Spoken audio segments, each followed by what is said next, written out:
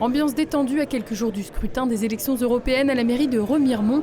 Un peu plus tôt, le président du parti radical, Laurent Hénart, ancien maire de Nancy et numéro 16 sur la liste Besoin d'Europe de la majorité présidentielle, arrivait accompagné de son colistier local de l'étape Daniel Ndao, à l'origine de cette rencontre pour mobiliser les jeunes.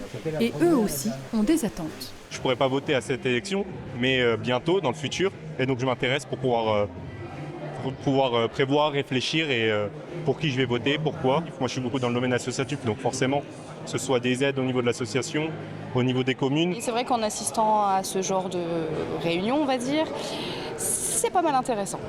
Ça me permet d'avoir un point de vue que je n'avais pas. Daniel Ndao, 62e sur la liste menée par Valérie Ayé, n'est pas en position éligible, mais pour le Romarimontain, ce n'était pas la priorité. Si je l'ai fait, c'est vraiment pour tirer la sonnette d'alarme où il faut faire quelque chose quand même pour la jeunesse. Je pense que notre démocratie est en danger.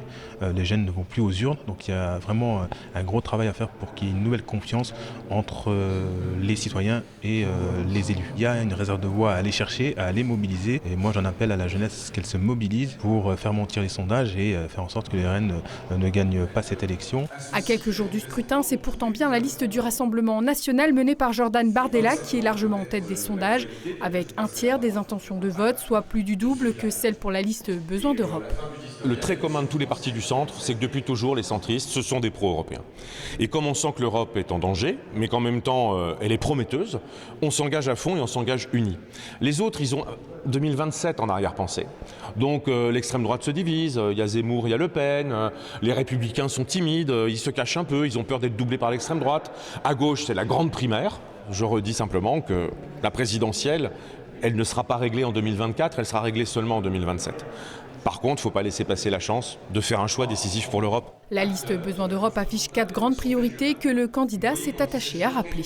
La première, la plus immédiate, développer une Europe de l'armement pour pouvoir soutenir l'Ukraine, pour pouvoir se préparer aussi dans nos pays à un effort de défense. Deuxième priorité, le pacte vert.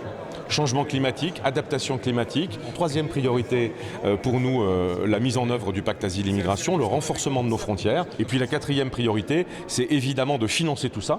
On propose un plan qui s'appelle le plan Delors, 1000 milliards d'euros de fonds publics et privés, la capacité pour l'Europe de lever un grand emprunt, parce qu'on va lui affecter des ressources nouvelles.